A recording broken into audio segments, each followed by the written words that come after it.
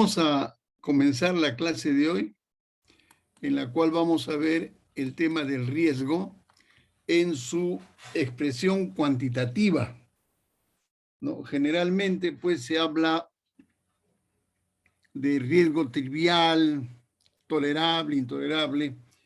Esas serían expresiones cualitativas, ¿no es cierto?, en base a adjetivos, pero vamos a ver nosotros que también podemos expresarlo de manera cuantitativa, ¿no?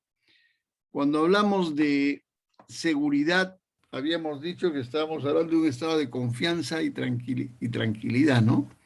Sin embargo, ahora que vemos el problema del COVID, estamos hablando de un estado de desconfianza e intranquilidad, ¿no?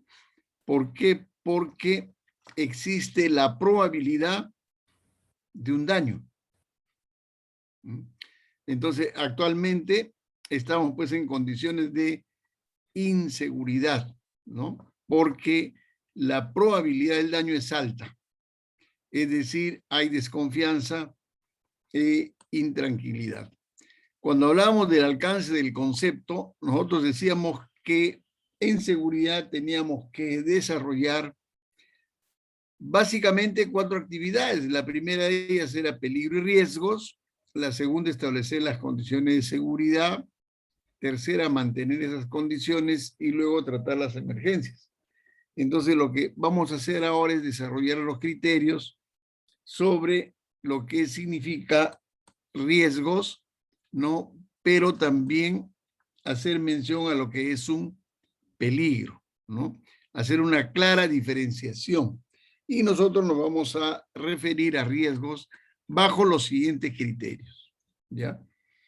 El peligro consideramos pues como una apreciación intuitiva sobre daños que podrían suceder, no sobre daños que han sucedido, sino los que podrían suceder.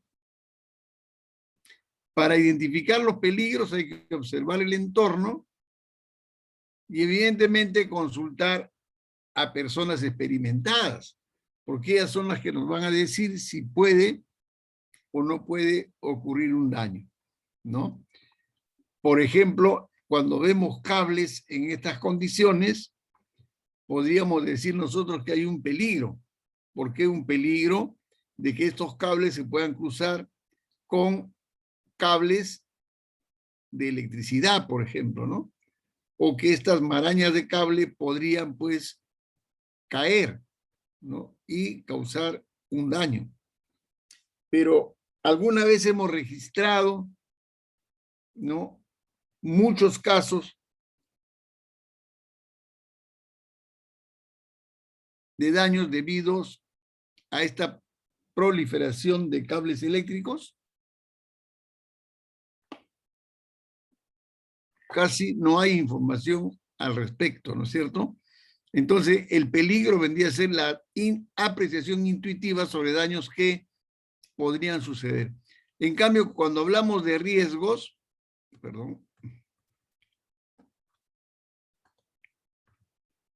cuando hablamos de riesgos, ya hablamos de una apreciación objetiva sobre eventos no deseados ocurridos, ¿no?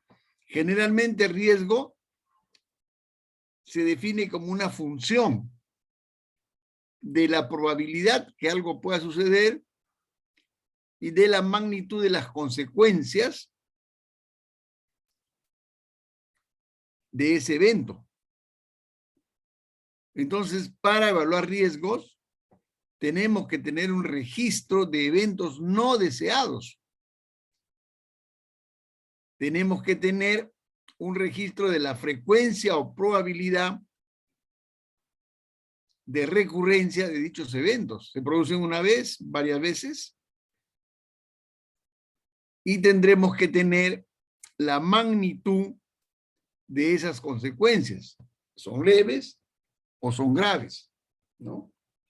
Por ejemplo, en este registro tenemos eventos no deseados ocurridos. En el sector construcción, dice, han ocurrido 18 accidentes mortales, 2.700 accidentes de trabajo, 31 incidentes peligrosos, 8 enfermedades ocupacionales. O sea, acá no estamos hablando del peligro que puede existir, sino estamos hablando de hechos ocurridos, ¿no es cierto? Para poder precisar nuestra definición cuantitativa del riesgo, es necesario que tengamos clara la relación entre frecuencia y probabilidad, porque muchas veces nosotros usamos indistintamente esos conceptos, ¿no? Entonces, la primera relación dice, la frecuencia relativa n con la que ocurre cierto evento E se representa por la relación del número de veces que ocurre E, el número de veces que ocurre E, entre el número de experimentos. ¿Qué es la frecuencia? La frecuencia es el número de veces que ocurre un evento sobre el número total de eventos o experimentos, ¿no? Cuando el número de n, cuando el número de eventos aumenta hacia el infinito,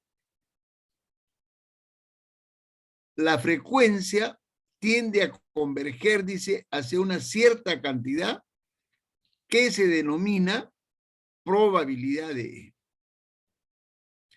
Entonces, prácticamente, frecuencia y probabilidad se definen de manera semejante, ¿no? Solo que la frecuencia está referida a un número determinado de eventos y la probabilidad está referida a un número ilimitado de eventos cuando estos crecen hacia el infinito.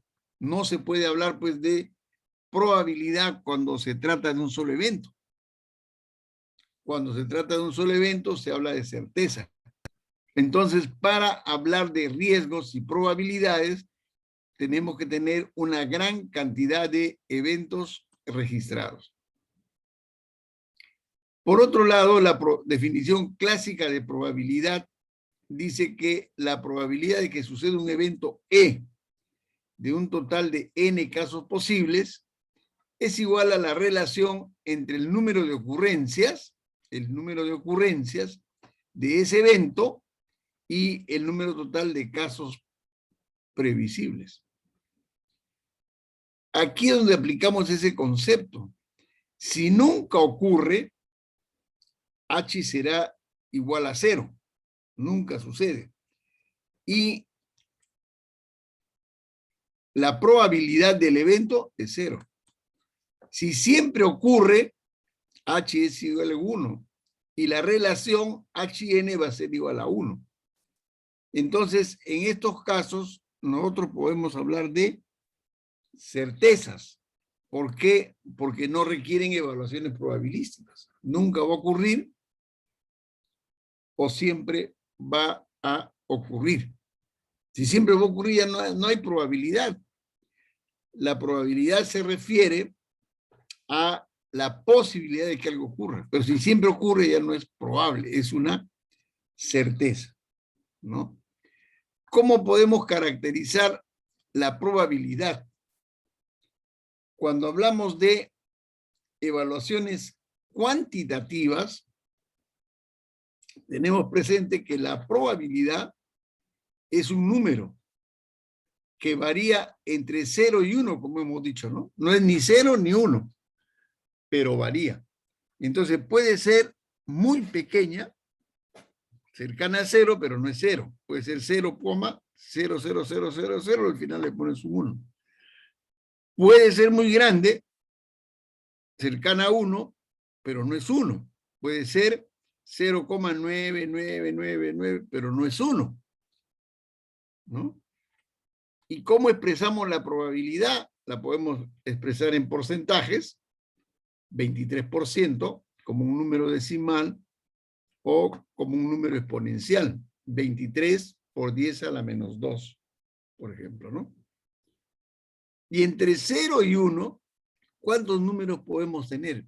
Miles, millones de números. O sea, hay millones de veces en las cuales se podría caracterizar la probabilidad, ¿no? Pero cuando hablamos de evaluación cualitativa del riesgo, generalmente usamos estos adjetivos: muy alto, alto, medio, bajo, muy bajo, probable, improbable. No pasamos de 10 adjetivos. O sea que solo podríamos evaluar el riesgo en 10 clases.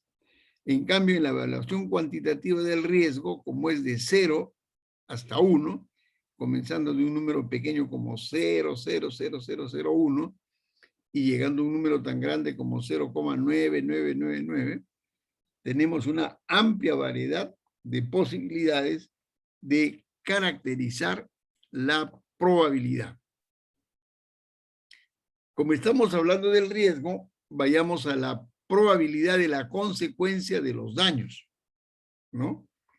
Supongamos que los daños sean a las personas, al ambiente natural, al ambiente artificial, a la información.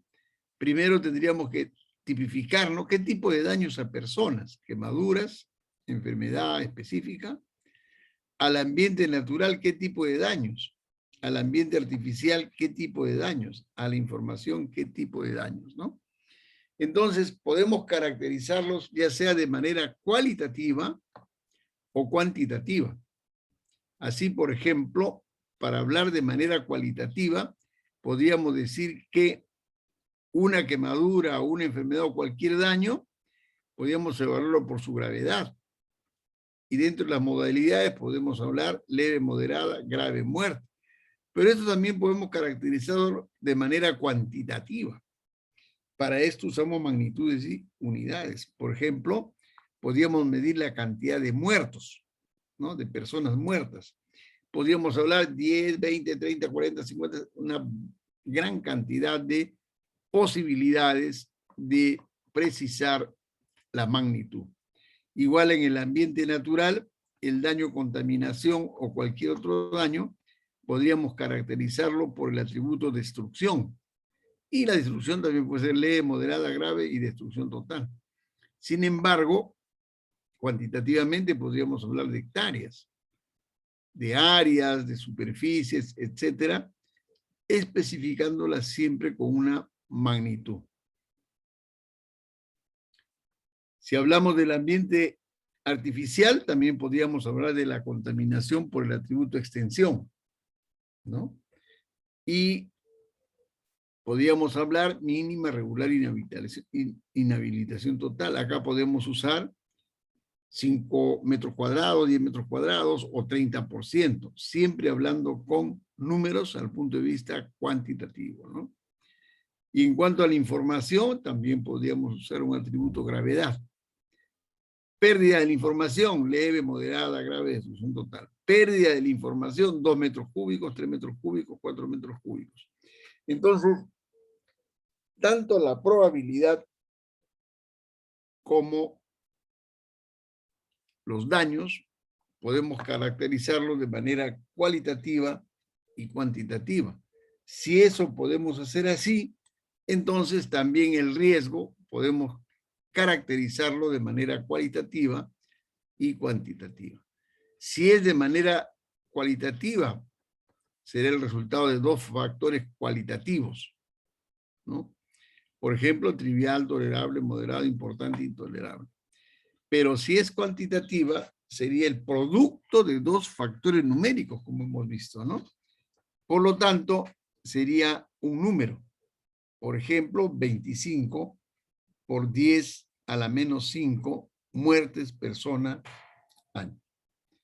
Nuevamente vamos a la comparación del riesgo cualitativo. Este es un cuadro que mucho se usa, ¿no? Y acá se ve cómo el nivel de riesgo se evalúa por la probabilidad multiplicado por el nivel de daños o consecuencias, ¿no? Bueno, cuando calculan el nivel de probabilidad, ¿no?, hablan de nivel de exposición y nivel de deficiencia de la persona, y la probabilidad no le ponen números, ¿no?, le ponen adjetivos: baja, media, muy alta, muy alta. Lo mismo sucede con el nivel de consecuencias. No le ponen números, le ponen adjetivos: permanentes, muy graves, graves y leves. Bueno, en este caso, como esto no se puede multiplicar, Simplemente el nivel de riesgo se puede definir como trivial, moderado, importante, intolerable, etcétera, ¿no? ¿Y cómo medimos esto? No hay una regla que te pueda medir un riesgo trivial, ¿no es cierto? Entonces, simplemente estas apreciaciones están ponderadas por la percepción de cada persona, ¿no? En cambio, en la evaluación cuantitativa del riesgo, se usa la fórmula que hemos visto, ¿no? Riesgo es igual a la probabilidad por la magnitud de las consecuencias de los daños. Y el evento sería la condición no deseada, que es el riesgo, y si el evento es la condición deseada, hablamos de confiabilidad. Entonces, riesgo y confiabilidad vendrían a ser términos complementarios, ¿no es cierto? Y las consecuencias sería el daño esperado y su magnitud. La ISO 45001 también define el riesgo con una fórmula matemática, ¿no? Riesgo, dice, es igual a la probabilidad de que ocurra un suceso peligroso, bueno, por la gravedad del daño que puede causar para la salud. Entonces, riesgo es un producto de dos números, la probabilidad y la severidad o magnitud del daño. ¿Por qué es necesario tener estos criterios para la definición del riesgo? Por la siguiente evento, ¿no? Por ejemplo, cambios climáticos. Vamos a evaluar la frecuencia de ocurrencia y la magnitud de sus consecuencias. Utilizando tecnologías radioisotópicas, se puede hacer una evaluación de la temperatura superficial de la Tierra y la variación de la concentración de CO2, ¿no? Entonces, acá está, en este lado, la variación de la concentración de CO2 en el aire y en el otro lado está la variación de la temperatura en la atmósfera. Entonces, si uno observa estos dos gráficos, ve que ambos están correlacionados, ¿no? Cuando aumenta la concentración de CO2, aumenta la temperatura. Cuando disminuye la concentración de CO2, disminuye la temperatura. Cuando aumenta la concentración de CO2, disminuye la temperatura. O sea, variación de la temperatura y variación de la concentración de CO2 están relacionados, ¿no? ¿Y cómo se encuentra esta relación? Midiendo, pues, en los últimos 20 años, digamos, ¿no? Y luego, mediante trabajo de investigación, se proyecta esto hacia años antes de ahora. Por ejemplo, acá dice 140.000 años antes de ahora, ¿no? En la curva superior habla de 700.000 años antes de ahora. ¿Cómo ha ido variando el contenido de oxígeno 18 del CO2 en la atmósfera? Entonces se ve que el contenido de oxígeno ha ido subiendo, bajando, subiendo, bajando, subiendo, bajando. Esto significa que las temperaturas también pues van a estar subiendo y bajando, ¿no? En el planeta Tierra. Y no solamente se ha llegado a 700.000 años, sino se ha llegado a 500 millones de años, ¿no? ¿Cómo varía la concentración de oxígeno 18? Prácticamente estos resultados demuestran, ¿no?, cuál sería la máxima temperatura que se puede llegar a alcanzar en la Tierra por el calentamiento y cuál es la mínima temperatura, ¿no? Y en función a eso, podríamos nosotros definir los daños. ¿Qué pasa si existen estas temperaturas? Bueno, los daños pues son tales, ¿no? Que si hay estas temperaturas, la magnitud de los daños se pueden fácilmente predecir. Entonces, ¿qué va a pasar si el planeta Tierra se calienta? En 2, 3, 4 grados, eso se puede predecir. Lo que no se puede predecir es cada cuánto tiempo se llega a este calentamiento, ¿no? ¿Cuál es la frecuencia de aparición de estos picos de calentamiento? Y al hablar de la frecuencia, ¿cuál es la probabilidad de que estemos en estas épocas de calentamiento global? Por eso es que muchas personas dicen, oye, no es calentamiento global, es un fenómeno natural. Supongamos que nosotros hayamos establecido, pues, cada 200.000 años la aparición, 100.000 años la aparición de un fenómeno de calentamiento global. Entonces ya sabríamos, pues, cada 100.000 años se va a producir un calentamiento global. ¿El problema cuál es, entonces? El problema es que este patrón de cada 100.000 años que se presenta, digamos, un calentamiento global, no se está cumpliendo. Aparentemente, las temperaturas están aumentando solamente después de 50.000 años. O sea, la frecuencia de aparición del evento se está acortando.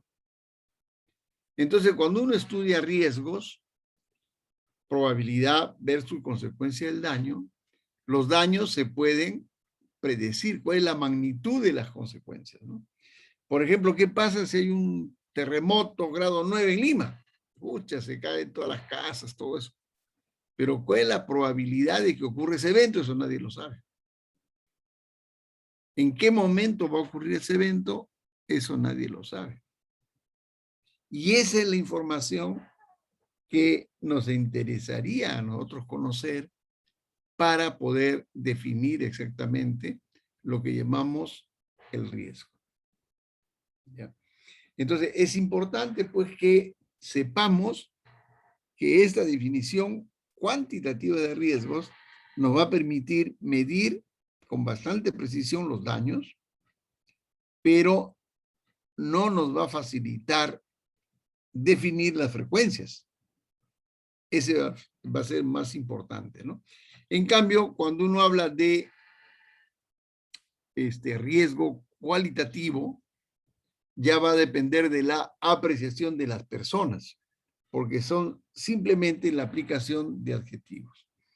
Entonces, para poder continuar con la definición cuantitativa de riesgos, nosotros hablamos del riesgo social, del riesgo individual y su evaluación cuantitativa. ¿Cómo definimos el riesgo social? Definimos como las consecuencias que suceden en la unidad de tiempo, que es el factor de la frecuencia que ocurre el evento por unidad de tiempo, por su magnitud, consecuencia por evento.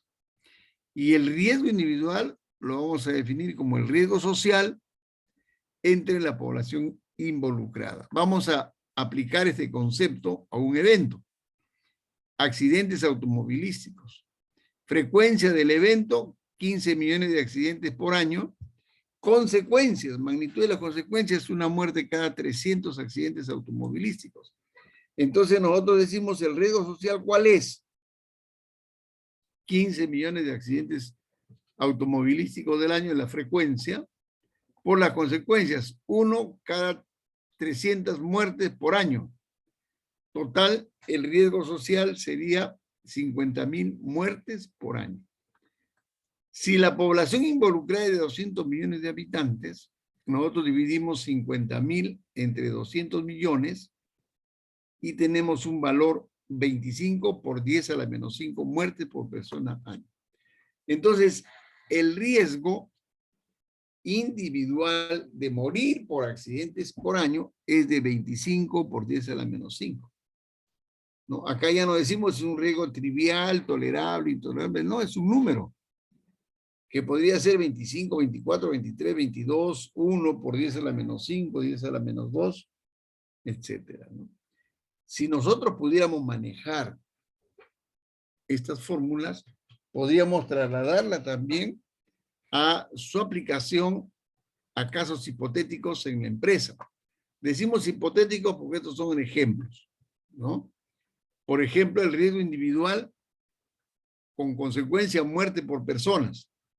Si el número de trabajadores son 1.538 personas en la minera del Carvin y la frecuencia de los accidentes son 200 al año, entonces tenemos que los eventos no deseados podrían ser accidentes incapacitantes, 33, muertes, 1 por cada 100 accidentes.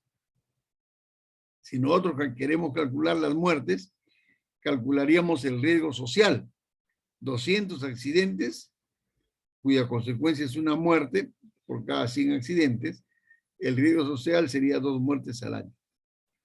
Como son 1.538 personas involucradas, dividimos 2 entre 1.538 y nos sale que el riesgo individual sería 13 por 10 a la menos 4 muertes por persona año. Podríamos aplicar esto a un registro nacional de incendios. Si la población son 221 millones de personas, el número de incendios, 2.817.000 por año, y el número de muertos, cada 1.000 incendios, 2,94. Entonces aplicamos, el riesgo social sería 2.800.000 incendios por año por 2,94 muertes cada 1.000 incendios. Entonces el riesgo social sería la multiplicación de esto, ¿no es cierto?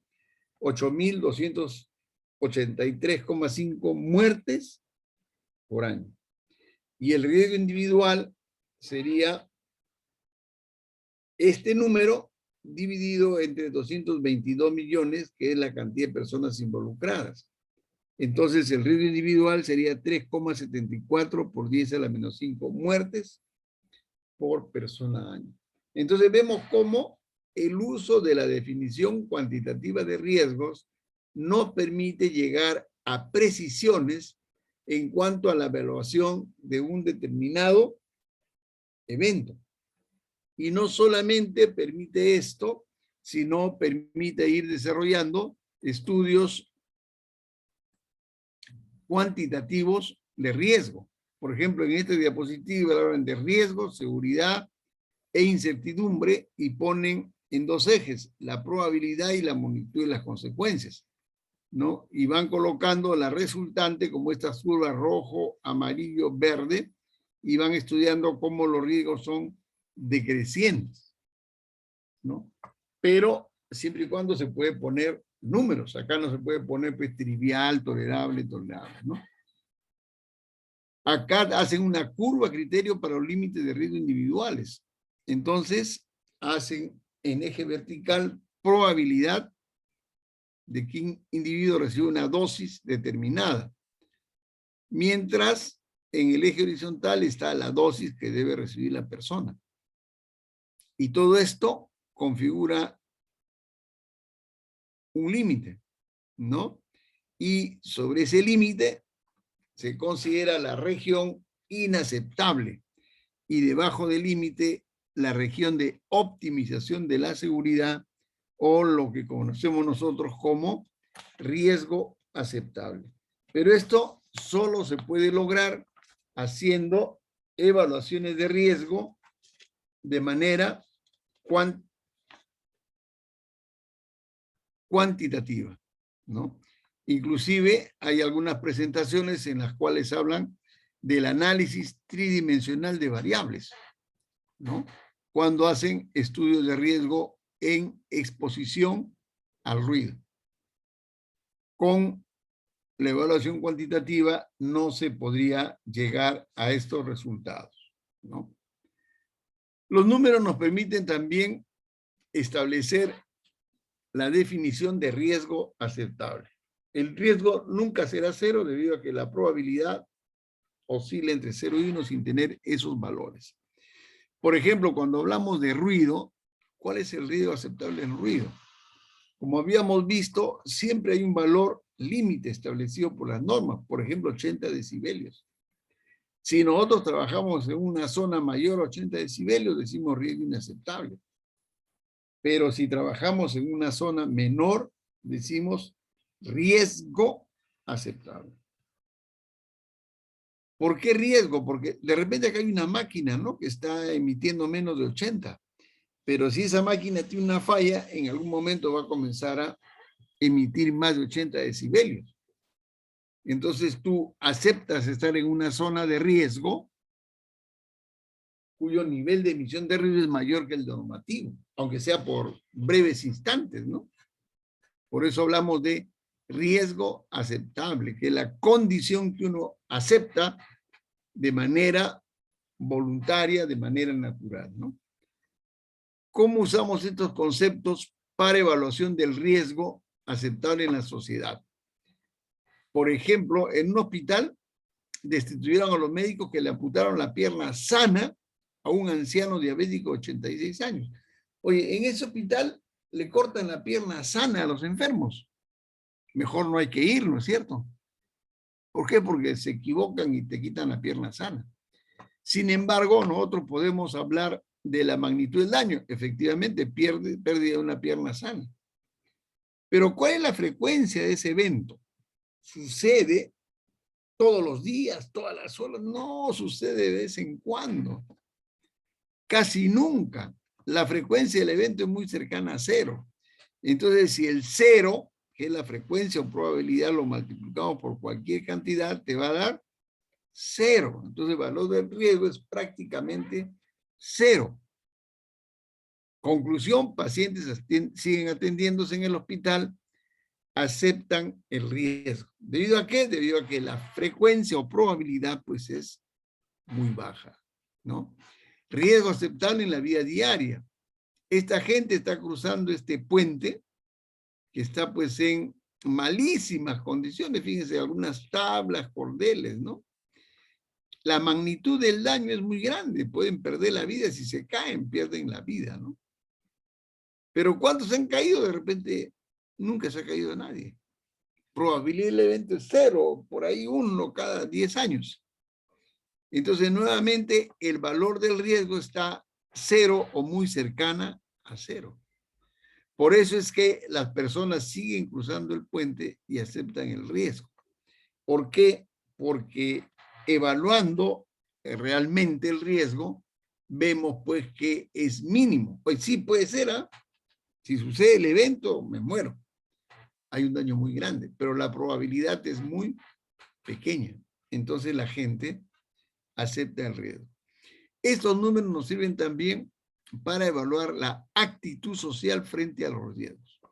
Cuando uno calcula riesgos y le salen números en valores de 10 a la menos 3, la sociedad dice que considera el riesgo inaceptable, ¿no? Por ejemplo, reclamar acciones por asaltos, por robos. 10 a la menos 4, ya la sociedad está dispuesta a asignar recursos para reducir el riesgo, como son los controles de tránsito, los bomberos. 10 a la menos 5 todavía son riesgos no aceptables. Envenenamiento, ahogamiento en una piscina, etcétera. No puede ser, reclaman medidas, ¿no? Pero cuando ustedes calculan y el riesgo te sale con valores de 10 a la menos 6, dice que la sociedad no lo reconoce como riesgos. Se es consciente del daño, ¿no? Pero no que te pueda suceder a ti. O sea, la probabilidad es prácticamente cercana a cero. Bueno, hay mucha gente que no conoce este tipo de resultados y, por ejemplo, se va a su empresa, calcula su riesgo y para él es un riesgo importante, pero le sale del valor de 10 a la menos 8. Oye, pero 10 a la menos 8 no pasa nada, 10 a la menos 7, 10 a la menos 6 no pasa nada. Para que tu riesgo sea considerado importante por la sociedad, tendría que ser de valor 10 a la menos 5, 10 a la menos 4 o 10 a la menos 3, ¿no? Fíjense en estos casos, percepción del riesgo por la sociedad, electrocución por rayos. Un rayo fulmina 3 en San Mateo y alguien ha pedido que que prohíban los rayos, que ya no se haga nada, que ya no caminen, nada, ¿no? La gente igual sigue caminando por necesidad, acepta el riesgo. Los accidentes en aviación civil son frecuentes, ¿no? Trirreactor se estrelló, 136 pasajeros murieron, 40 muertos, 86 muertos, 57 muertos, 61 muertos. Oye, los accidentes por avión causan muertes, mejor no hay que volar en avión, pues, ¿no? Sin embargo, hay mucha gente que vuela en avión, viaja en avión. ¿Por qué razón? Porque acepta el riesgo, ¿no? Porque la probabilidad posiblemente sea muy pequeña, ¿no? Entonces, la actitud social frente al riesgo, pues, varía, ¿no? Una película tipo catástrofe hace reclamar medidas que antes no se exigían.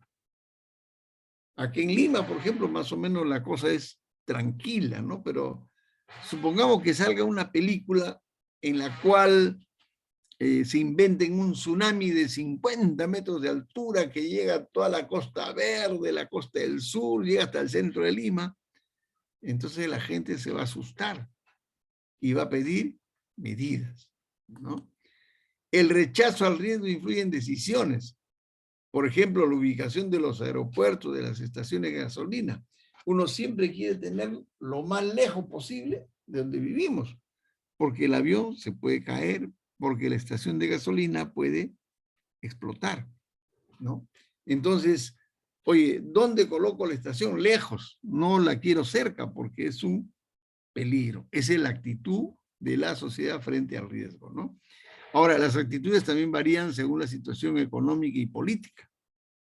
En las épocas en que se vivió el terrorismo de Sendero Luminoso en el país, a ellos les interesaba poner bombas pues en las torres de transmisión eléctrica, ¿no? Ponían una bomba y se cortaba la luz en Lima.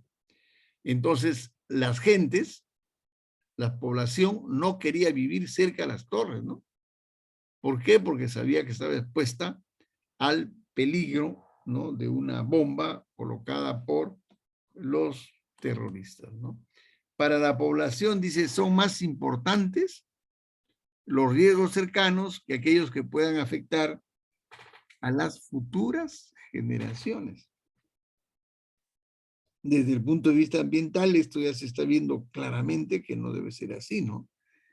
Que tenemos que dejar mejores escenarios para las futuras generaciones, ¿no? Pero la actitud social frente al riesgo también siempre ha sido estudiada, ¿no? Para el público, dice, eventos con riesgo social similar son apreciados de manera diferente. Por ejemplo, si hay un evento que ocurre una vez al año y con una muerte por evento, el riesgo social sería una muerte por año. En cambio, si hay un evento que ocurre cada 10.000 años, pero cada 10.000 años hay 10.000 muertos por evento, multiplicado, la probabilidad por las consecuencias también te da el mismo riesgo social, una muerte año, ¿no? Entonces, pues, la gente expresa mucha preocupación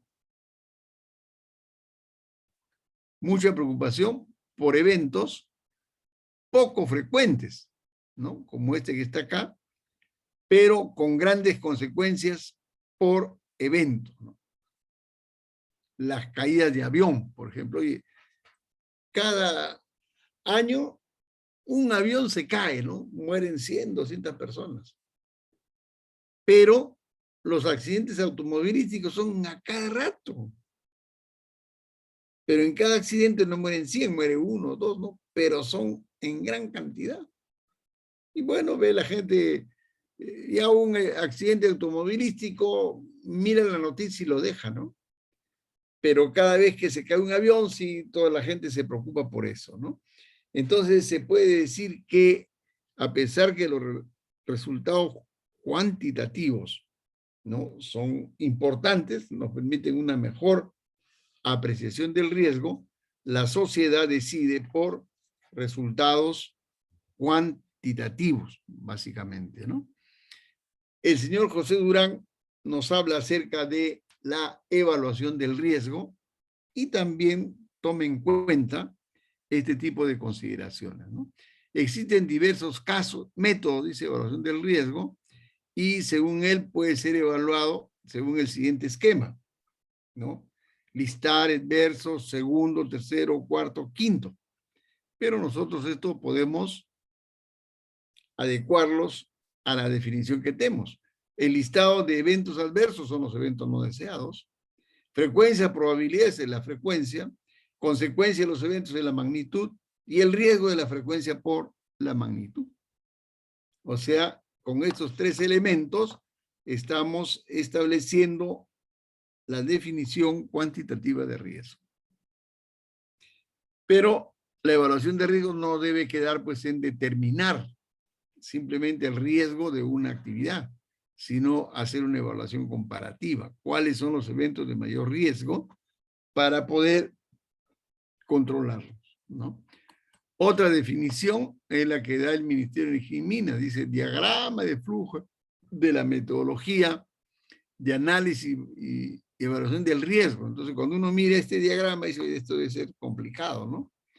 Sin embargo, haciendo el consolidado que hemos presentado, los tres primeros significan identificación de eventos. Nada más. Luego viene la probabilidad o frecuencia, que es la cuantificación de la probabilidad del evento, y la cuantificación de la magnitud de los daños. Eso es todo. Y el riesgo es lo que está acá. Nada más. Entonces, hay muchos cuadros, o está en detalle, digamos, lo que nosotros tratamos de mostrar de manera simplificada, ¿no? Y luego las clasificaciones de los riesgos ya vienen para hacer la evaluación comparativa de riesgos. Lo que estamos presentando es eso, pues primero una diferenciación clara entre peligros y riesgos, ¿no? Peligro es lo que podría suceder, el riesgo ya son eventos que han ocurrido no deseados, que causan daño, ¿no? Y ese evento que causa daño tiene una frecuencia de aparición o una probabilidad de aparición cuyo producto nos va dando como resultado el riesgo. Entonces, el riesgo solo debemos usarlo cuando tenemos eventos no deseados ocurridos y en gran magnitud, ¿no? Porque el riesgo es una magnitud que mide la probabilidad de ocurrencia. Por ejemplo, en la industria agrícola, ¿no? También se requiere la gestión de riesgos en seguridad, salud, medio ambiente y derechos humanos, por ejemplo, para compañía productora de semillas. Es un informe hecho por un egresado de C2. Cuando habla de los aspectos generales, habla de aplicar la metodología española de evaluación de riesgos, una metodología cualitativa, ¿no es cierto? Donde considera el riesgo trivial, tolerable, moderado, importante, con adjetivos, ¿no? Igualmente, dentro de la evaluación del riesgo, se habla del riesgo dentro de la empresa, pero también el riesgo fuera de la empresa. En este caso, observan también la seguridad familiar, el compromiso de la seguridad en la escuela. Las empresas aseguradoras también hablan acerca de las buenas prácticas en gestión de riesgos, ¿no? La definición e implantación del apetito de riesgo, MAFRE. Entonces, el concepto de riesgo es muy importante, pero habría que considerarlo desde el punto de vista de su apreciación cuantitativa para ver la forma de poder hacer comparaciones de riesgo, como vamos a hacerlo a continuación, ¿ya? Primero vamos a pasar la lista de asistencia. Un ratito. Ya. Ahora, habiendo visto ya el tema de peligros y riesgos, vamos a ver lo que significa pues la evaluación comparativa de riesgos. Ustedes saben pues que en una empresa no existe un solo riesgo. Hay una diversidad de riesgos y por lo tanto hay que compararlos para ver cuál es el más importante, ¿no es cierto? Entonces, cuando uno habla de comparación de riesgos, vamos a ver que hay varios métodos de evaluación de riesgos. El primero de ellos se refiere al método comparativo. ¿Qué significan estos métodos? Significa usar casos de referencia y normalización. Casos de referencia es cuando en nuestro país no existen normas, no existe nada de seguridad sobre esos temas, ¿no? Por ejemplo, ahorita están construyendo túneles para el metro de Lima. ¿Y cuáles son las normas aplicables? No hay normas. Entonces, ¿cómo hacemos para construir eso? Tenemos que tomar casos de referencia, ¿no? Hay que construirlos en las condiciones de seguridad que se ha construido el metro de España, el metro de París, el metro de Moscú, cualquiera de esos metros que muestren, digamos, la seguridad durante la operación de esas obras, ¿no? El otro método es el método de la normalización.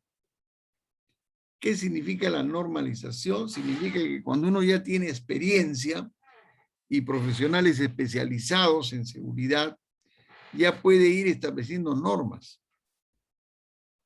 ¿Cómo debemos construir determinadas instalaciones? Bueno, uno se refiere a las normas. Pero estos dos métodos son bastante caros desde el punto de vista de la seguridad, ¿no?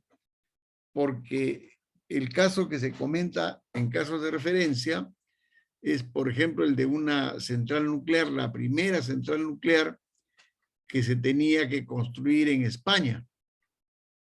Esta central nuclear era construida por alemanes.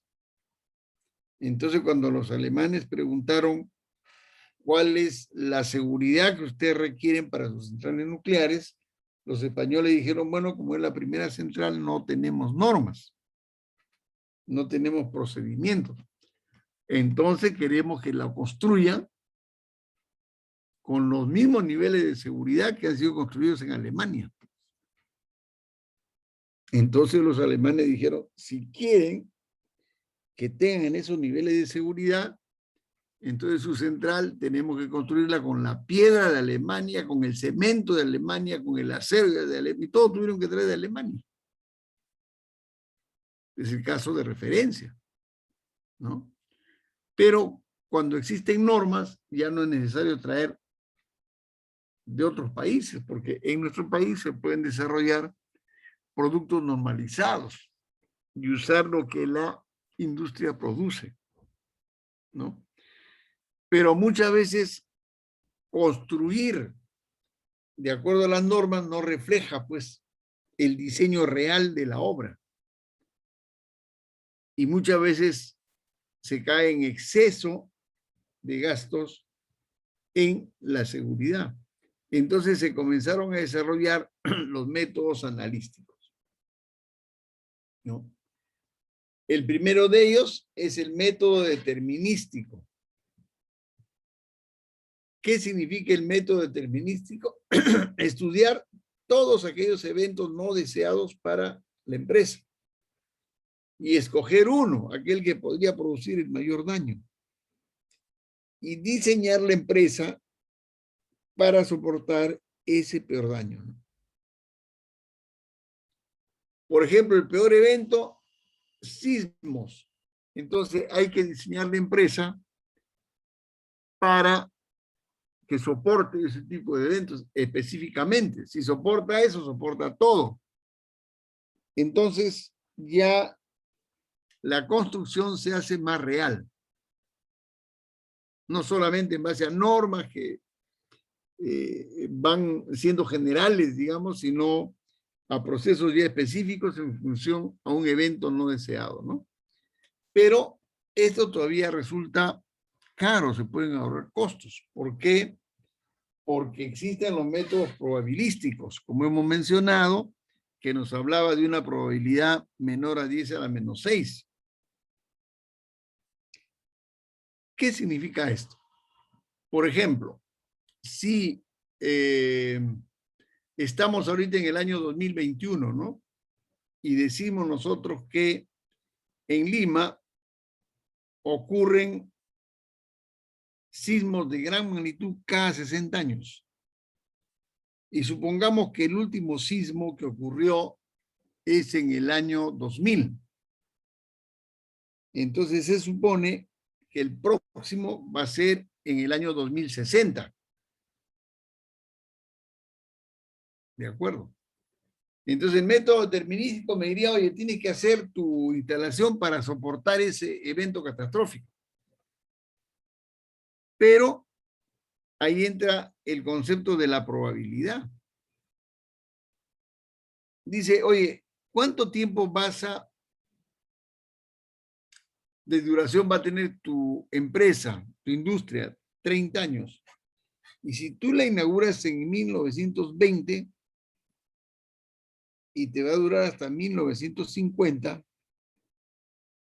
¿cuál es la probabilidad de que un terremoto de gran magnitud pueda afectarla? Si esto se produce en cada 60 años. Entonces, la probabilidad de que ese evento se adelante, digamos, es muy baja, ¿no? Cada 60 años no va a producirse ese evento. Entonces, yo no podría tomar ese evento catastrófico como base de diseño. ¿Por qué? Porque la probabilidad dice que no va a suceder, pues, en el periodo de vida útil de mi entidad, ¿no? Entonces, el método probabilístico nos lleva ya a definiciones de diseño mucho más precisas y con inversiones de costos menos considerables que los métodos anteriores. Por eso es que ahora se usa o se desarrolla bastante el método probabilístico, ¿no? Cuando hablamos de casos de referencia, tenemos justamente el caso de la línea 2 del metro que se está construyendo. Dice el túnel de controversias, ¿no? La constructora dice, el Reglamento Nacional de Edificaciones no contempla obras subterráneas, ¿no? Y por otro lado, el CIMID y el CENCICO reclaman, no se cumplen estándares necesarios, obra no resistirá sismos de gran magnitud. Entonces, produce un lío ahí, ¿por qué? Porque no hay normas, ¿no? Sigue el debate. A ver. La Nación Costa Rica dice, los choferes derriban un poste de luz a diario. Campeón golpea cables bajos de electricidad y deja poste en el suelo. La empresa de telecomunicaciones pide una norma. Acá también en Perú no hay normas. En Chile tampoco. ¿Existe alguna normativa que determine cuál es la altura del cableado de los servicios de telecomunicaciones? La normativa no contempla ningún tipo de regulación respecto de cuál es la altura a la que deben estar ubicados los cables de telecomunicaciones. Aquí en Perú tuvimos varios casos de estos, ¿no? Que los camiones, pues, muy altos chocaban con los cables de telecomunicaciones, pero los cables de telecomunicaciones eran de fibra óptica. Y como eran de fibra óptica, se podían, pues, romper, ¿no? Por su propio peso. Entonces, para que aguante su peso, le adicionaban un cable de acero. Y ese cable de acero cruzaba la pista de lado a lado. Entonces, cuando pasaba un camión con algún equipaje muy alto, lo que hacía era chocar contra el cable de acero no se rompía, y lo que hacía era jalar los postes a los que estaba anclado, y los postes caían sobre casas, pavimentos, vehículos, etcétera, ¿no? Y cuando quisimos resolver esto, tampoco no había normas.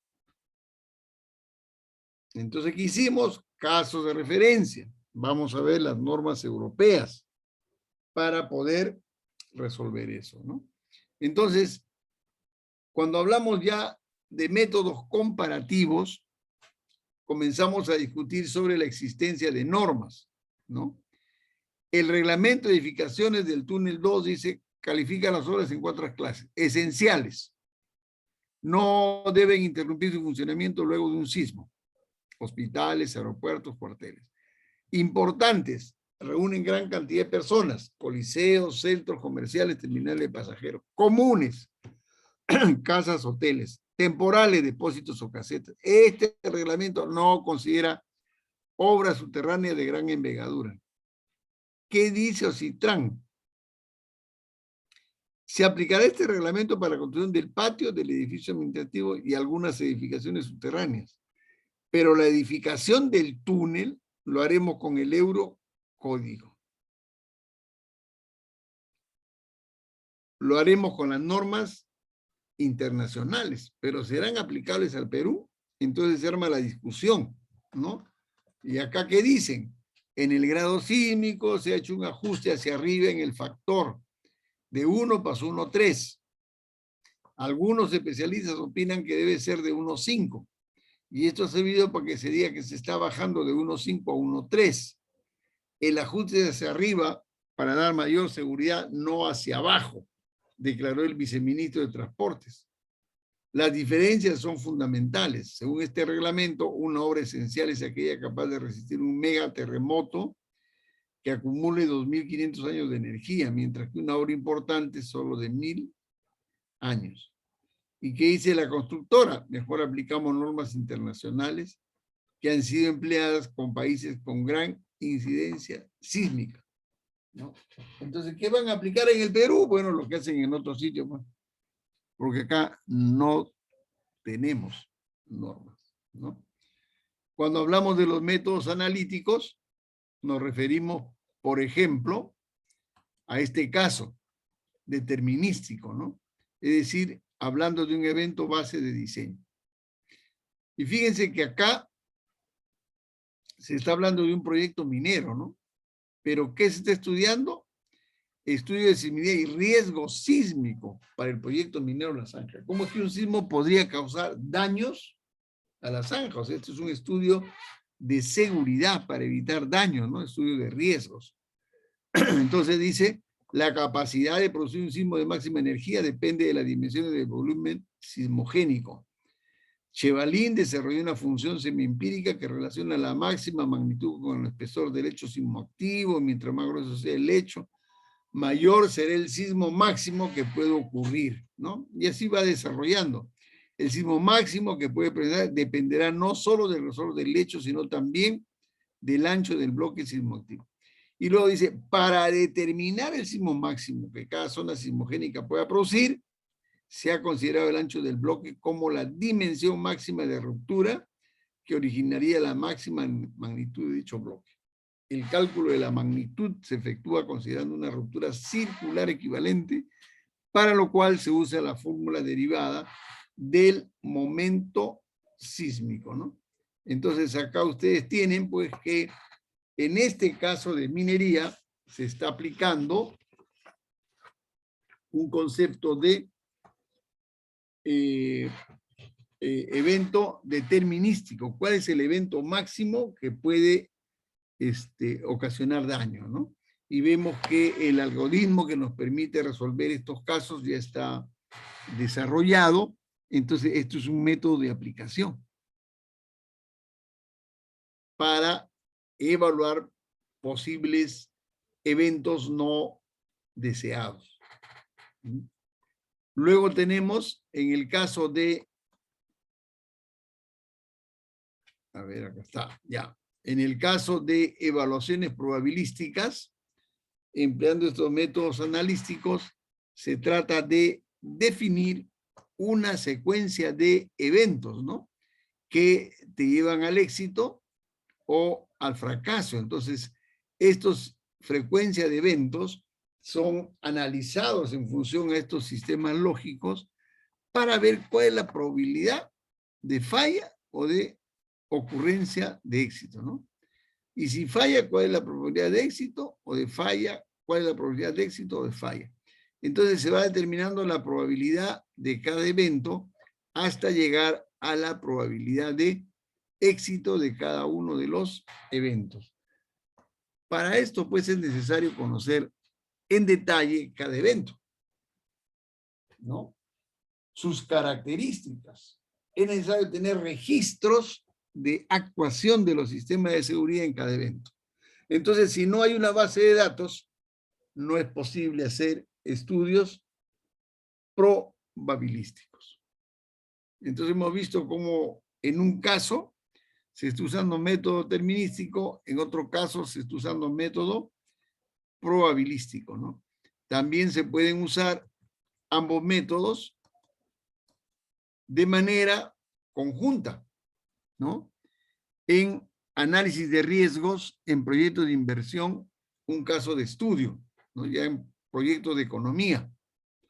Modelo determinístico, dice, al realizar los cálculos respectivos para evaluar el proyecto se obtienen resultados consignados en la tabla 5. Rentabilidad, punto de equilibrio, utilidad neta, flujo de caja. Ese es el método determinístico. Y usan el método probabilístico o estocástico, dice, al realizar la simulación de Monte Carlo, con 10.000 ensayos. No es un solo evento, pues, ¿no? No es que sucede una sola vez. El número n tiende hacia el infinito, ¿no es cierto? Y el nivel de confianza del 95%, los cálculos obtenidos de ubicación y dispersión de los indicadores se mencionan en la siguiente tabla. Igual que el otro, rentabilidad de la inversión, punto de equilibrio, utilidad neta, EBITDA y el flujo de caja, ¿no? Entonces, vemos cómo estos métodos ya se están usando. Esto no es una novedad. E inclusive, si uno pudiera conocer el trabajo que hacen las empresas de seguros, sería todavía mucho más detallado, ¿no? Porque los que hacen estos cálculos son ellos. Pero el ingeniero de seguridad tiene que saber que esto existe. Y ya la directora de la escuela también está desarrollando iniciativas para poder brindar, digamos, en S2 un curso sobre evaluación de riesgos que incluya la evaluación probabilística, ¿no? Pero evidentemente, si no hay base de datos, no es fácil realizar esto. Entonces, es importante que se vaya construyendo poco a poco los mecanismos necesarios para el desarrollo de estas tecnologías, que bueno, en otras áreas son ya de bastante aplicación, ¿no? Igualmente tenemos la aplicación de métodos determinísticos y probabilísticos en el transporte. Por ejemplo, dice, gestión de seguridad de instalaciones subterráneas para la circulación de vehículos. Se describe brevemente las causas y las consecuencias, así como las conclusiones derivadas del incendio ocurrido en mayo del 99 en el túnel de Austria, ¿no? En el cual murieron 12 personas. Se analiza el concepto de riesgo y la percepción individual y social que se tiene del mismo, que son los ejemplos que hemos puesto anteriormente, riesgo social, riesgo individual, ¿no? La seguridad absoluta no existe. ¿Por qué no existe la seguridad absoluta? Porque el riesgo es una cantidad que va de 0 a 1. No es ni 0 ni 1. 0 y 1 sería una certeza. Cuando la gente dice riesgo 0, se está equivocando, pues, porque si la probabilidad varía de números mayores que 0, no puede ser 0. La probabilidad nunca es 0, nunca es 1. Por eso dice la seguridad absoluta no existe, ¿no? Y es necesario tratar riesgos hasta cierta medida. Y en este caso comenta la diferencia entre los análisis de riesgos y la planificación tradicional de la seguridad, indicando lo que se puede conseguir con el análisis de riesgos. Existen muchas posibilidades de crear el concepto de objetivo de seguridad, distinguiéndose entre conceptos de protección determinísticos y conceptos de seguridad orientados según el riesgo probabilístico, ¿no? Teniendo en cuenta las relaciones de costo y eficiencia. Nuevamente, pues insistimos en que estos conceptos que le estamos transmitiendo a ustedes no son nuevos, no son conceptos que ya se desarrollan en otras áreas, solo que en el tema de seguridad, bueno, en países desarrollados sí se hace mucho, ¿no? Pero en Perú no tenemos todavía buenas bases de datos para lograr estos estándares de evaluación de riesgo, ¿no? Cuando se habla de evaluación de riesgos, sobre todo para el método probabilístico, se habla de la evaluación secuencial de riesgos, ¿no? Es decir, la descomposición de todo el trabajo y las acciones necesarias para lograr un valor de riesgo tan bajo como razonablemente sea posible. Entonces, cuando uno hace la evaluación secuencial, comienza evaluando los insumos.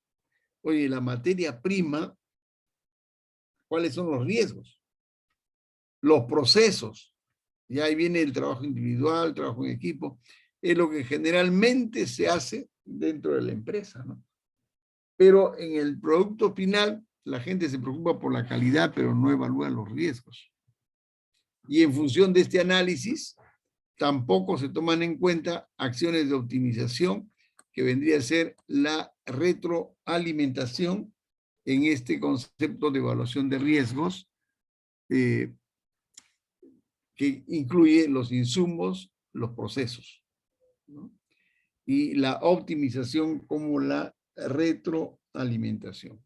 Entonces, cuando queremos, pues, evaluar riesgos, tenemos que orientarnos poco a poco hacia la evaluación cuantitativa. Porque en la empresa no hay un solo tipo de riesgos, ¿no?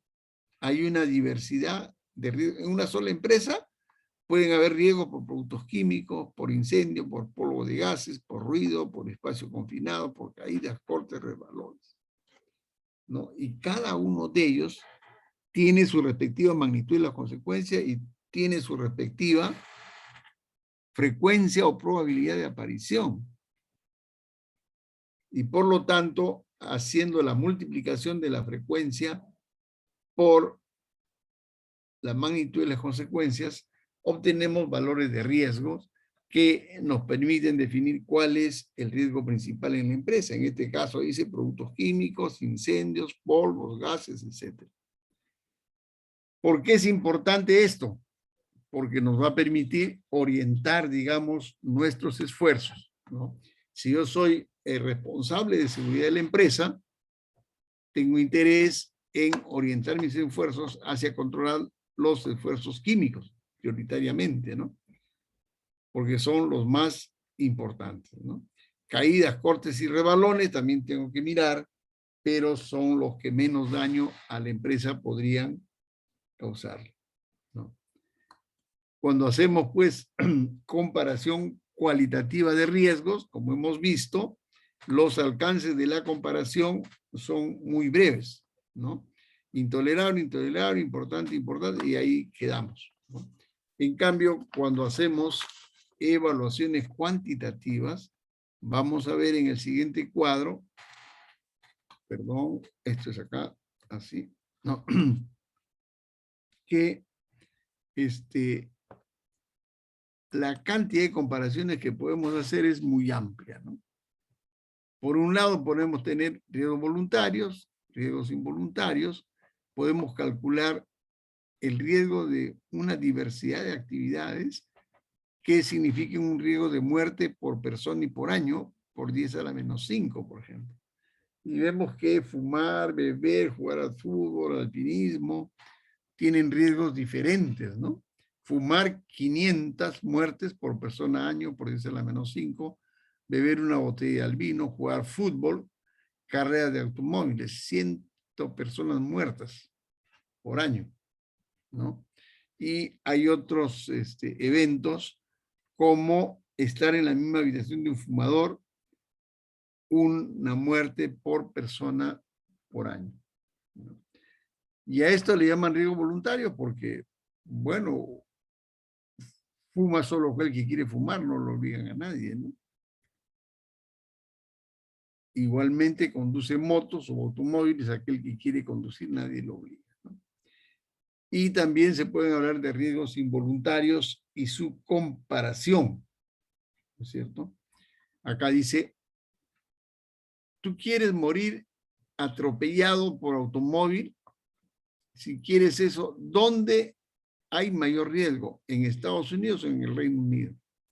Por ejemplo, el riesgo por morir atropellado por un vehículo en Estados Unidos es 500 por 10 a la menos 7, mientras que en el Reino Unido es 450 por 10 a la menos 7. Entonces yo podría comparar, ¿no? Oye, no, ¿dónde me voy a vivir? Prefiero irme al Reino Unido, porque ahí el riesgo de morir por atropello de un vehículo es menor. En cambio, en Estados Unidos, el riesgo es mayor, ¿no? Inundaciones, 22 por 10 a la menos 7, terremotos, 17 por 10 a la menos 7, caída de aeronave en Estados Unidos es 1 por 10 a la menos 7, en el Reino Unido 0,2 por 10 a la menos 7. Entonces, viajo en aviones americanos o en aviones ingleses, ¿no? Preferimos en aviones ingleses porque el riesgo es menor. Entonces, estos números a uno le permiten tomar decisiones, ¿no? En cambio, cuando uno habla de riesgo trivial, moderado, ya el tema no es tan fácil, ¿no es cierto? Entonces, cuando hablamos de comparación de riesgos, también podemos usar esta comparación que se hace radiografía de la agricultura en el mundo, ¿no? Y acá establecen que en las actividades agrícolas hay casi 30 muertes cada 100.000 trabajadores, en la minería hay 20, en el transporte hay 11, y están comparando, ¿no? Pero ¿qué están comparando? Valores numéricos, valores cuantitativos, no cualitativos, ¿no?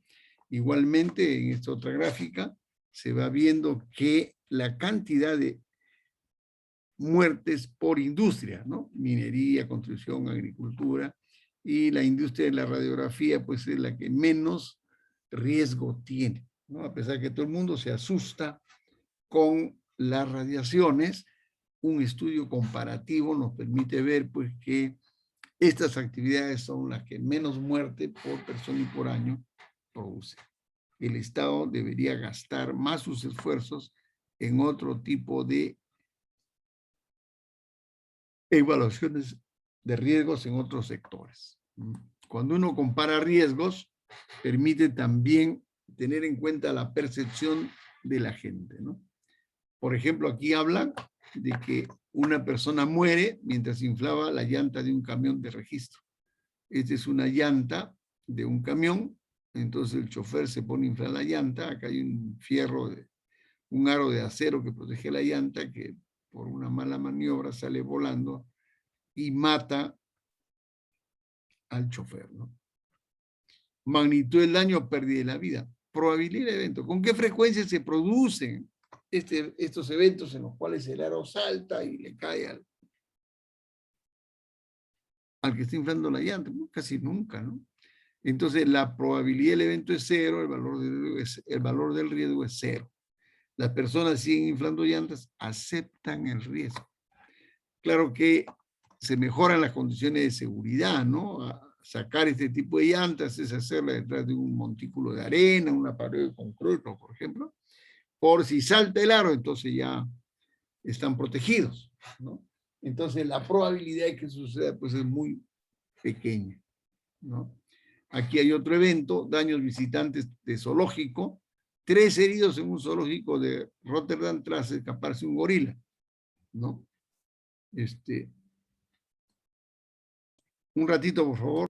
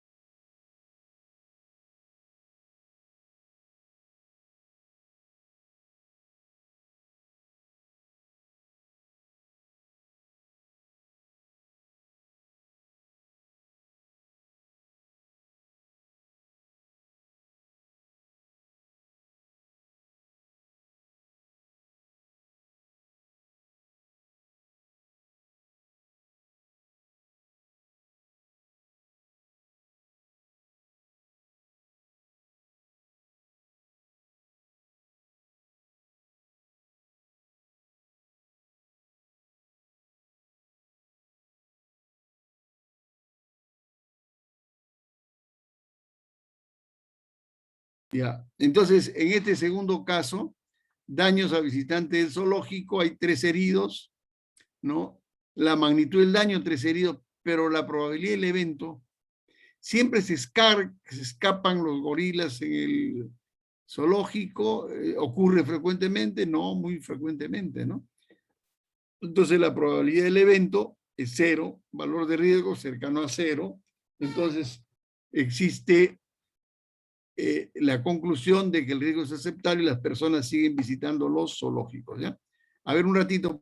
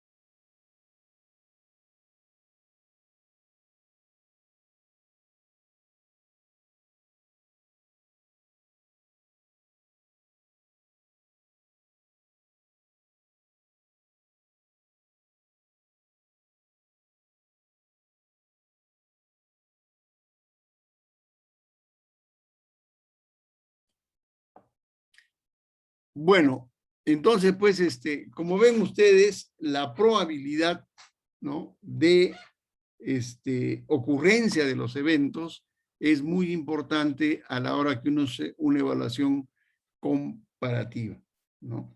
Igual tenemos otros elementos que condicionan la comparación de riesgos, ¿no? En la actividad laboral, por ejemplo, acá se calcula el riesgo individual de una empresa. Calcular el valor del riesgo individual en la empresa para accidente con lesiones en la cabeza. Química del Norte, con 8,000 trabajadores, reportó 127 accidentes de trabajo, de los cuales el 12,8% tuvo como consecuencia lesiones a la cabeza. Entonces se calcula el riesgo social, como hemos indicado, el riesgo individual, y acá, ¿cuánto sale? 2,03 por 10 a la menos 1. ¿De acuerdo?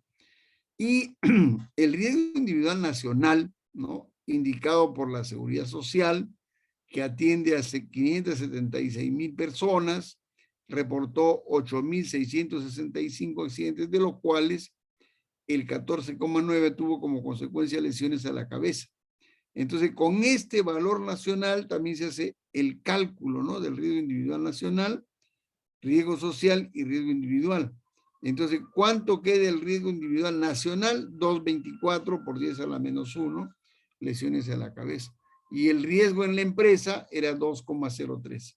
Es decir, la seguridad se está manejando, digamos, todavía en cuestiones óptimas frente a lo que está sucediendo, digamos, a nivel nacional, ¿no?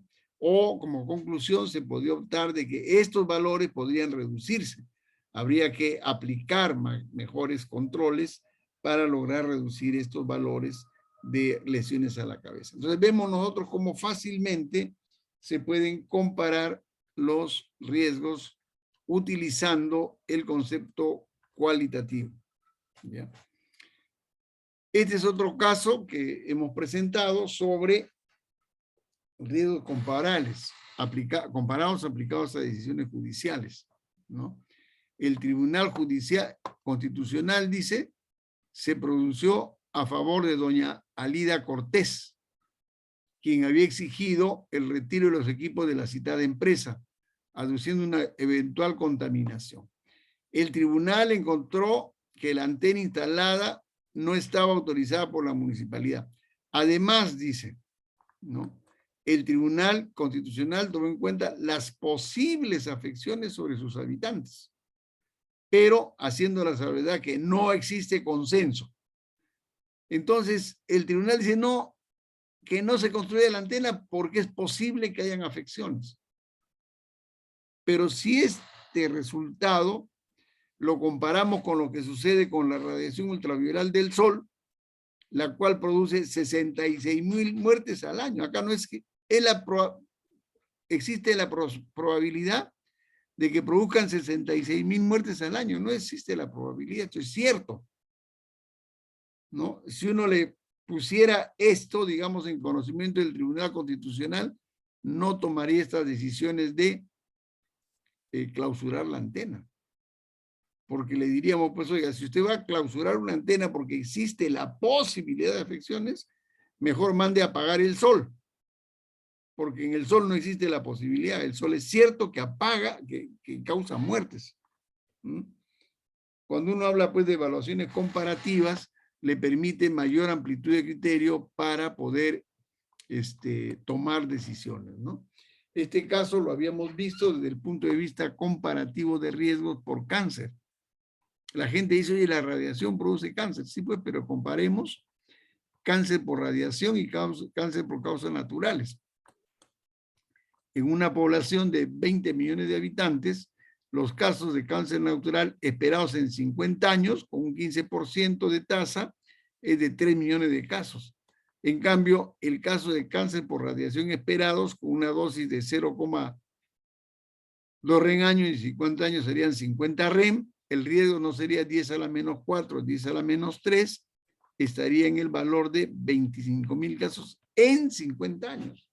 Entonces se hacen estos estudios estadísticos y se deduce, bueno, esta sería pues la causa. Entonces los periodistas que no saben nada de evaluación comparativa de riesgos dicen, mira, acá han demostrado que la radiación produce cáncer. En principio, nadie sabe qué produce el cáncer, ¿no? Ni la radiación, ni el tabaco. Entonces dice, probablemente existe la posibilidad.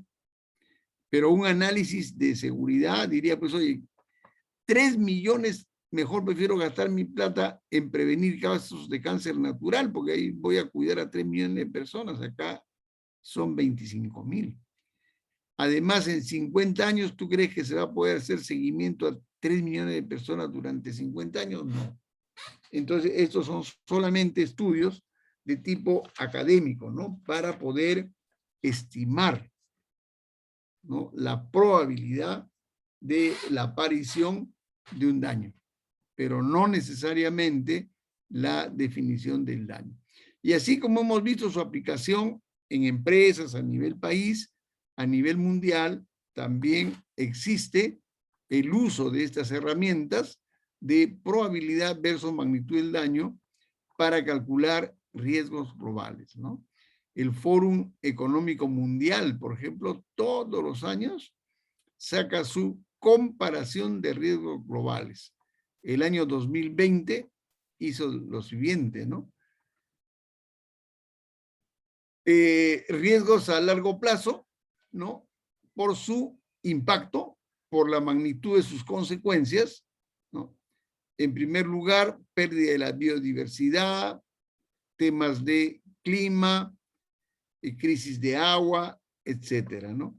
Y en temas de probabilidad de aparición, acá está eventos meteorológicos extremos, ¿no? Eventos de pérdida de biodiversidad y así. Entonces también evalúa los riesgos considerando esos dos factores, ¿no? La probabilidad de ocurrencia del evento y la magnitud de sus impactos, ¿ya? Entonces es necesario que ustedes pues tengan en cuenta estos conceptos que se han transmitido sobre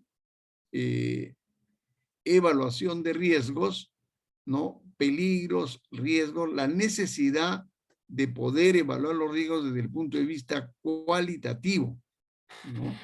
Y tener en cuenta la percepción de las personas a la hora que uno compara los riesgos. Claro, cuando tú comparas riesgos, lo haces desde la percepción de cada uno, ¿no? Pero cuando ya tú le aplicas valores cualitativos, entonces la comparación de riesgos se vuelve pues más objetiva, ¿no? Es más precisa y se puede desarrollar de manera, o se puede pues sustentar, ¿no? De manera más adecuada, ¿ya? No sé si tienen alguna pregunta, alguna sugerencia.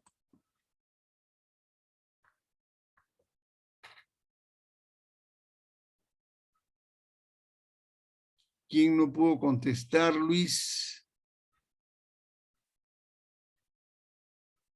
Bueno, acá hay, Luis dice. Ya.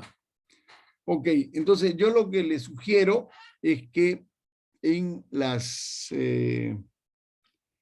separatas tienen ustedes los ejercicios de esta clase, ¿no? Por si algo no estuvo muy bien explicado, digamos, podrían tomar esos ejercicios, leerlo, revisarlo, y en la próxima clase nosotros podríamos, pues, discutir eso, ¿no? Tomar un tiempo para discutir esos ejercicios. Por ejemplo, en la clase número 9 se les pide explicar el concepto de riesgo aceptable aplicado al uso de horno microondas en los hogares, ¿no? Entonces, ¿por qué eso se considera un riesgo aceptable? La segunda le dice, como gerente de seguridad, debe realizar la evaluación del riesgo individual y del riesgo social en su empresa. ¿Qué información necesita para realizar dicha evaluación? ¿No es cierto? ¿Qué información necesita para realizar dicha evaluación? ¿No? La frecuencia, la probabilidad. Después, las siguientes preguntas tienen que ver con la lectura de un caso. Niños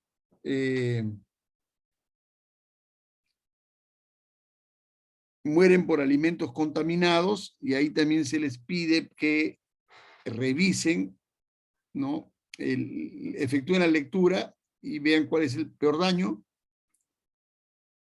Hacer la evaluación cualitativa, o sea, tener en cuenta acá los adjetivos para dar un valor al riesgo, ¿no? Y al final se les pregunta por qué se continúa alimentando a los niños con alimentos donados, ¿ya? En el ejercicio número 10 se les habla de los métodos analíticos de evaluación de riesgos, incluyendo el método determinístico. ¿En qué consiste ese método determinístico, no? Ya esto tienen que expresarlo con sus palabras, dando un ejemplo. La pregunta 2 también incluye el método de referencia. ¿En qué consiste el método? Y sustentar con un ejemplo, ¿no? La pregunta 3 dice, ¿cuál de las dos definiciones de riesgo, cualitativa o cuantitativa, permite un mayor alcance de la evaluación comparativa de riesgos? ¿Cuál de las dos? Y sustentar la respuesta. Luego nos pide, ¿cuál es el daño que más se emplea como referencia para la evaluación comparativa de riesgos a personas? Cuando ustedes ven estudios de riesgos a personas, ¿cuál es el daño que se emplea con mayor frecuencia como referencia, ¿no? ¿Y por qué es necesario hacer, la última pregunta dice, ¿por qué es necesario realizar la evaluación comparativa de riesgos dentro de la empresa? Esto está pues en las separatas que tienen ustedes, sería bueno que lo revisen, ¿ya? En el examen parcial que ustedes han dado, bueno, la pregunta primera decía, como ingeniero de seguridad, debe usted preparar el plan de seguridad.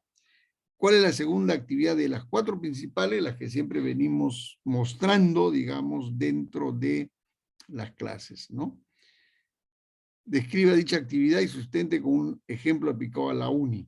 Entonces, la segunda actividad es establecer normas y procedimientos para establecer las condiciones de seguridad. Bueno, ¿y qué normas y procedimientos hay en la UNI? Bueno, una podría ser pues las normas y procedimientos para seguridad de la información, por ejemplo, ¿no? Que es la última que ha salido. Después, ¿qué tipo de daños? A cada uno de los elementos del sistema de seguridad se valoran bajo la denominación seguridad alimentaria.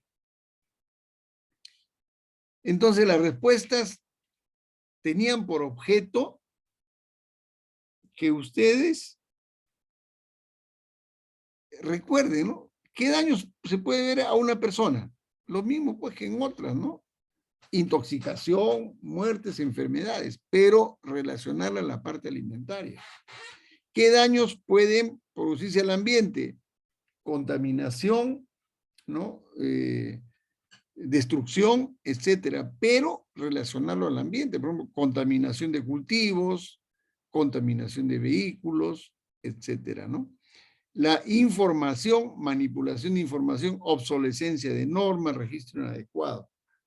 ¿No? Algunos simplemente han colocado los daños generales, pero eso habría que adicionarle para que se aplique a la seguridad alimentaria y poder comprender que en todo tipo de actividades siempre van a haber la presencia de daños. Por lo tanto, hay que establecer, hay que definir los riesgos, ¿no? Hay que hacer identificación de peligros y riesgos. Seguridad alimentaria, seguridad jurídica, seguridad industrial, seguridad minera, en todos ellos. Y los daños son más o menos similares, ¿no? Daño de muerte de personas hay en todo tipo de actividades. Muerte, muerte, muerte, muerte, en todas hay actividades, ¿no? Es lo mismo. Y cuando se pide leer el caso grave irresponsabilidad, dice desde el punto de vista regulatorio, el origen de los daños se puede atribuir a causas normativas o a causas de fiscalización, ¿no? Podrían ser ambas a causas normativas porque se trata de derogar la ley 29.090, ¿no? ¿Por qué? Porque se consideraba muy permisiva. Y también la respuesta podría ser causas de fiscalización. ¿Por qué? Porque no cumplió la municipalidad con verificar, ¿no? Que es su tarea como organismo regulador. La pregunta 4 decía identificar los 4 elementos del sistema regulatorio y describir brevemente su actuación en este evento, ¿no? Entonces los 4 elementos pues son la autoridad competente, la empresa, el usuario y el elemento independiente. Entonces la autoridad competente era, claro, la municipalidad, la empresa, la constructora, que es la que realiza las obras, y el usuario podrían ser los vecinos, ¿no? Que son los que pueden sufrir daño por falta de una dirección especializada de la obra. ¿Y quién sería el elemento independiente en el caso? En el caso está claramente definido, pues, que es Capeco, ¿no? Que es una entidad que no es la constructora, que no es el usuario, pero se supone que es una empresa especializada, ¿no? Que puede sugerir normas. La última pregunta decía qué característica de la información desde el punto de vista de la seguridad se observa en el caso. Y la característica pues que todos han ubicado es que puede ser manipulada. ¿Por qué? Porque se habla de una licencia de construcción fraudulenta, ¿no? Entonces esa licencia fue obtenida de manera ilegal. Entonces los criterios de seguridad se pueden ir aplicando a cualquiera de estos casos. ¿Ya? Muy bien, entonces si no tienen